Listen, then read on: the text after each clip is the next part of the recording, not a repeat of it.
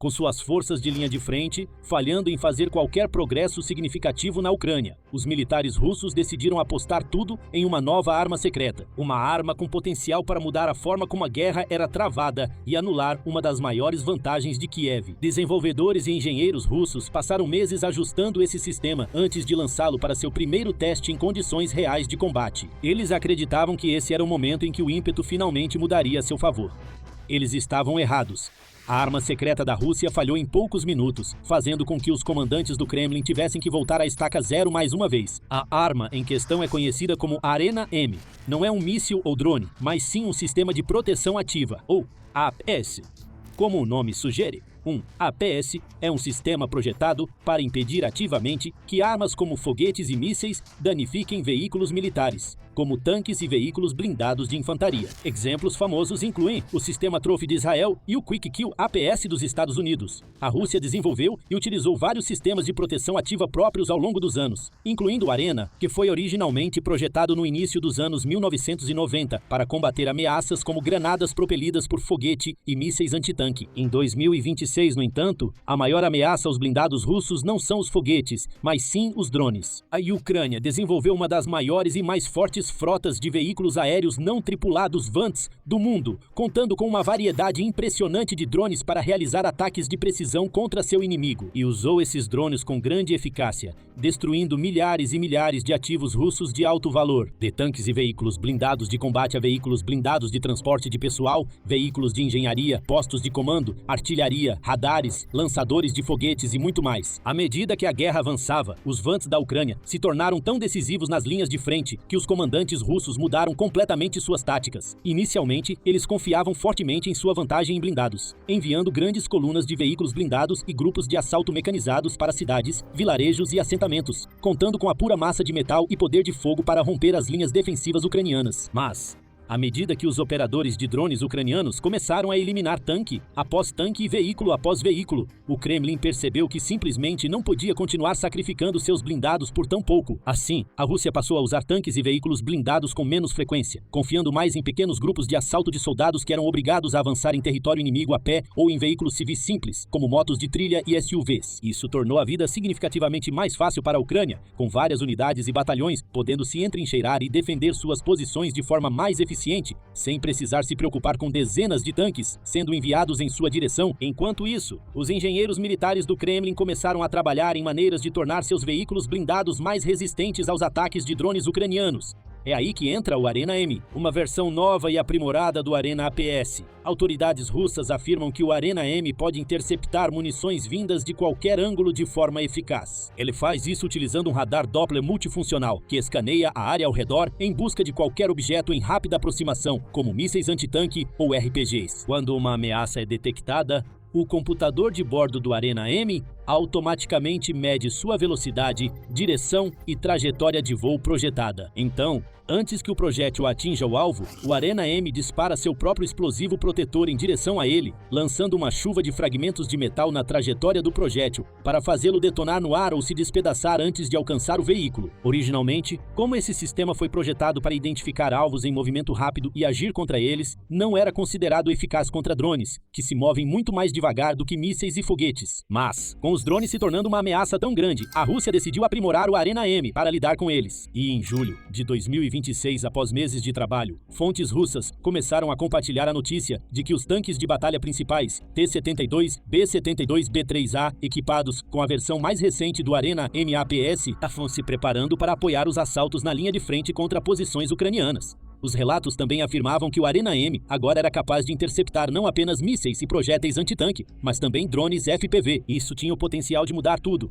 Se a Rússia realmente tivesse encontrado uma maneira de tornar seus tanques e veículos blindados praticamente à prova de drones, a intensidade de seus ataques poderia se multiplicar da noite para o dia. O Kremlin não precisaria mais ser tão cauteloso e conservador com seus meios blindados. De repente, a Ucrânia poderia se ver diante de vastas colunas de tanques, prontas para abrir buracos em suas linhas defensivas e reduzir suas fortificações a escombros, e não teria mais uma maneira eficaz ou confiável de combatê-las. Enquanto isso, a Rússia poderia redobrar seus esforços, aproveitando ao máximo os meses quentes de verão para iniciar uma nova ofensiva ousada em áreas-chave da linha de frente e potencialmente capturar territórios estratégicos que poderiam permitir avançar e conquistar ganhos ainda maiores. Mesmo que milhares de seus tanques e veículos blindados já tenham sido destruídos, a Rússia ainda possui um dos maiores exércitos de tanques do mundo, graças aos seus vastos estoques de sistemas da era soviética. E mesmo que muitos desses sistemas sejam de décadas atrás e tenham várias falhas em comparação com tanques mais modernos, eles estão longe de serem inúteis.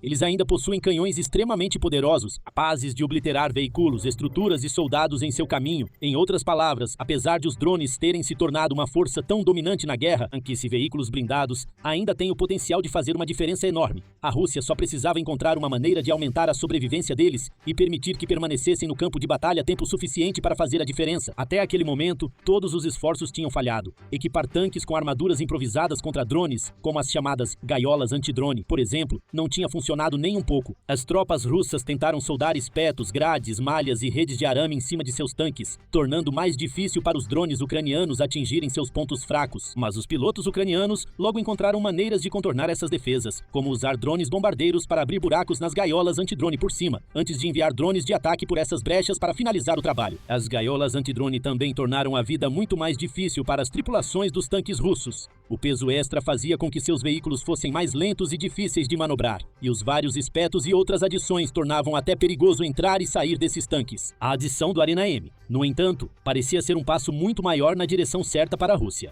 Isso não tornaria os tanques invencíveis. Alguns inevitavelmente ainda seriam danificados e destruídos, e o sistema era conhecido por ter certas limitações, como o fato de que só podia carregar 12 projéteis interceptadores por vez. Isso significava que tudo que a Ucrânia precisava fazer era enviar uma dúzia de drones em direção a um tanque para esgotar seu APS antes de enviar um UAV de ataque final para dar o golpe de misericórdia. Ainda assim, essas 12 munições poderiam ajudar os tanques russos a ganhar um tempo valioso para atravessar o campo de batalha e disparar suas armas contra as defesas da Ucrânia. Elas também poderiam abrir oportunidades para que outros veículos ou tropas a pé avançassem atrás dos tanques e sobrepujassem as posições ucranianas. Além disso, se a Ucrânia de repente tivesse que usar 10 vezes mais drones para destruir cada tanque russo, isso mudaria drasticamente a equação econômica da guerra. Kiev seria forçada a gastar muito mais dinheiro e materiais na produção de drones se quisesse continuar neutralizando os blindados do Kremlin. E tudo isso aconteceu em um momento em que a Rússia estava realmente em desvantagem. Suas forças estavam tendo dificuldades para conquistar avanços significativos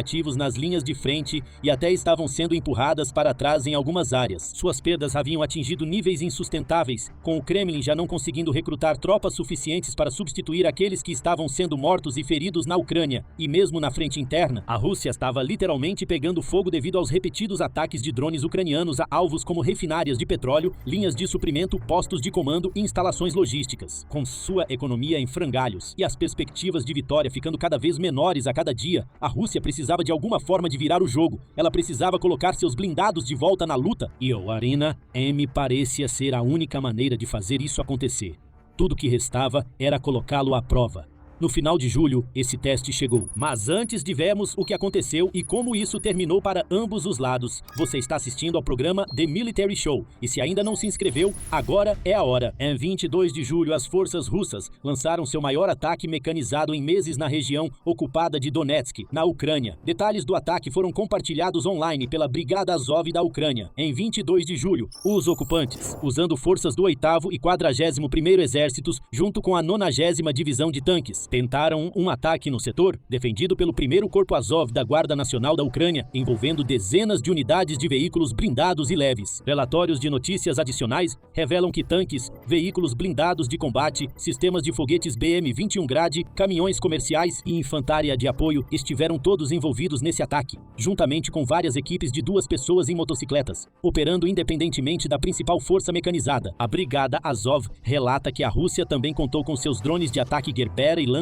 na tentativa de controlar o espaço aéreo acima do campo de batalha, juntamente com o sistema de lançamento múltiplo de foguetes Tornado S, MRS. Essa era uma força considerável, que a Ucrânia não enfrentava havia mais de um ano. Os comandantes da Rússia também ordenaram que a força deixasse grandes espaços entre cada veículo, presumivelmente para dar espaço para manobrar ou tomar ações evasivas caso encontrassem minas, foguetes ou drones. Além disso, a grande força mecanizada avançou por múltiplos eixos, convergindo em direção a vários pequenos povoados ao redor da vila de Charkov.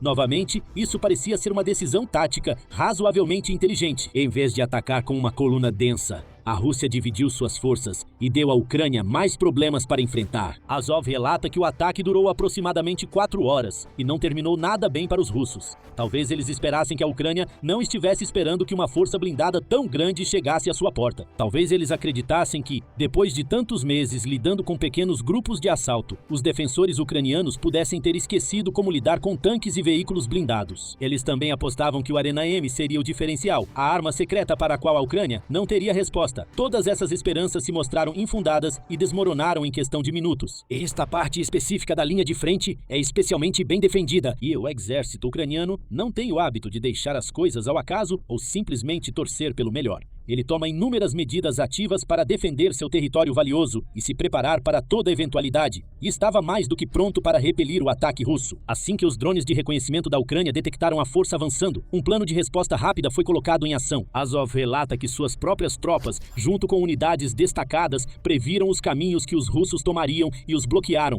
Eles instalaram minas e obstáculos, também usando ataques de aviação tática para danificar pontes próximas sobre o rio que passa ao redor e através da vila de Chakov, interrompendo o avanço do inimigo. Diante da falta de um caminho claro para avançar, os russos tentaram construir pontes de pontão para criar novos caminhos sobre o rio. No entanto, ao fazer isso, eles simplesmente deram à Ucrânia mais alvos para atacar. Em poucos minutos, os céus sobre o campo de batalha estavam cheios de drones FPV e drones bombardeiros pesados, com a Ucrânia também contando com unidades de artilharia próximas para lançar fogo do alto sobre as forças russas. O torneio dos MLRS da Rússia foi destruído, enquanto ataques de aviação tática eliminaram os pontões antes que pudessem ser usados. Quanto aos tanques e outros veículos blindados, muitos deles também foram destruídos, incluindo os equipados com Arena M. As imagens mostram claramente um tanque T-72B3A sofrendo um ataque de drone enquanto estava em movimento, antes que outros Vants se aproximassem para terminar o trabalho. Não há imagens ou vídeos mostrando o Arena M realmente funcionando para repelir qualquer Vant ucraniano. Isso não significa que não funcionou de forma alguma, já que esse foi um conflito que durou supostamente 4 horas. E há apenas alguns minutos de imagens em vídeo disponíveis sobre ele. O Arena M pode até ter conseguido derrubar alguns drones, mas, no final, claramente não foi suficiente para manter os tanques russos vivos tempo suficiente para que esse ataque fosse bem sucedido. Os números falam por si. Azov relata, como resultado das ações profissionais de todas as unidades envolvidas, sob o comando do 1º Corpo Azov, da Guarda Nacional da Ucrânia, e utilizando artilharia de tubo, sistemas de lançamento múltiplo de foguetes e drones de ataque, foram destruídos. 7 tanques, 6 veículos blindados de combate, um BM-21 Grad MLRS, um Tornado SMLRS, 3 unidades de equipamentos especiais e 47 veículos leves. 123 ocupantes foram eliminados e 29 ficaram feridos.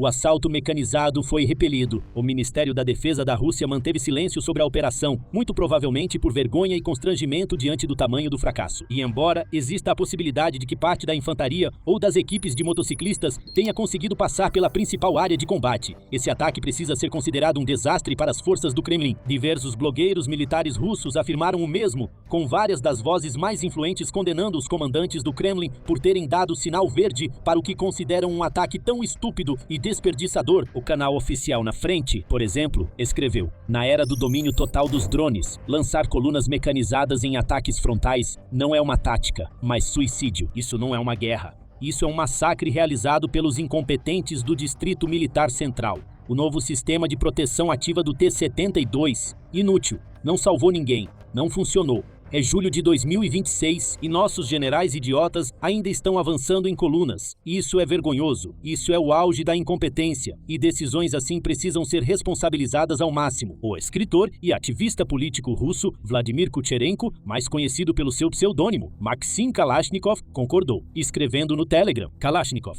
expressou choque pelo fato de que tais ataques ainda estavam sendo realizados no 5º ano da guerra, apesar de todos já deverem estar cientes da ameaça de uma guerra com drones. Ele continua exigindo que aqueles que dão as ordens para esses ataques sejam responsabilizados, afirmando que essa é a única maneira de acabar com a máquina de moer carne. Essas não são as opiniões dos russos comuns. São as opiniões de alguns dos nacionalistas mais extremistas do país, o tipo de pessoa que quer ver o exército russo eliminar a Ucrânia como a conhecemos. E eles concordam em grande parte que a estratégia atual do país está fadada ao fracasso. E não é difícil entender o porquê. Em questão de horas, a Rússia perdeu diversos ativos de alto valor e aproximadamente 150 soldados sem fazer qualquer progresso. apostou tudo no Arena M, acreditando que esse sistema faria a diferença. Chegou até a remover os espigões e as gaiolas de seus tanques, de tão confiante que estava de que esse novo e aprimorado APS seria mais do que suficiente para mantê-los vivos. Como as evidências mostram, não foi o caso. Analistas examinaram cuidadosamente as imagens do conflito, com alguns concluindo que o Arena M nem sequer disparou, e outros acreditando que conseguiu eliminar alguns drones antes de ficar sem munição. De qualquer forma, a conclusão é clara: esse sistema não é o divisor de águas que o Kremlin gostaria que fosse. Ele simplesmente não é forte o suficiente, o que significa que a Rússia ainda não tem resposta para a supremacia dos drones da Ucrânia. Enquanto isso continuar, as forças do Kremlin ficarão presas em um impasse, obrigadas a escolher entre duas abordagens táticas que já se mostraram ineficazes. Por um lado, eles podem continuar trazendo tanques de volta e lançando mais ataques mecanizados, na esperança de que o simples volume de seus blindados acabe sendo suficiente para sobrepujar as defesas da Ucrânia. No entanto, isso dificilmente vai acontecer, já que a Ucrânia provou em inúmeras ocasiões que seus drones são mais do que capazes de enfrentar até mesmo os melhores tanques russos. Por outro lado, a Rússia pode decidir seguir o conselho dos blogueiros militares e manter seus blindados na reserva, ordenando que seus engenheiros trabalhem para melhorar ainda mais o Arena M. Enquanto isso, ela terá pouca escolha a não ser continuar enviando pequenos grupos de soldados em direção às posições ucranianas, na esperança de que um ou dois consigam se infiltrar nas posições inimigas e desestabilizá-las por dentro. É uma estratégia menos desperdiçadora, mas extremamente improvável de produzir o tipo de ganhos amplos que o presidente da Rússia, Vladimir Putin, quer ver para sustentar sua crença de que esta guerra ainda é, de alguma forma, vencível. E assim, o exército russo continua preso em um limbo, encurralado em uma situação onde está condenado faça o que fizer,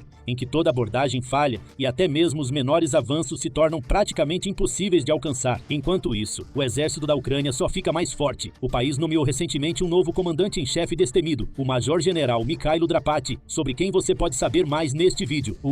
Para saber mais sobre o plano de longo prazo de Kiev para arrastar Vladimir Putin à mesa de negociações e finalmente pôr fim a este conflito, confira este vídeo. E, por fim, para mais notícias de última hora, análises aprofundadas e detalhamentos das maiores batalhas, equipamentos militares e táticas na guerra entre Rússia e Ucrânia, inscreva-se no The Military Show hoje mesmo.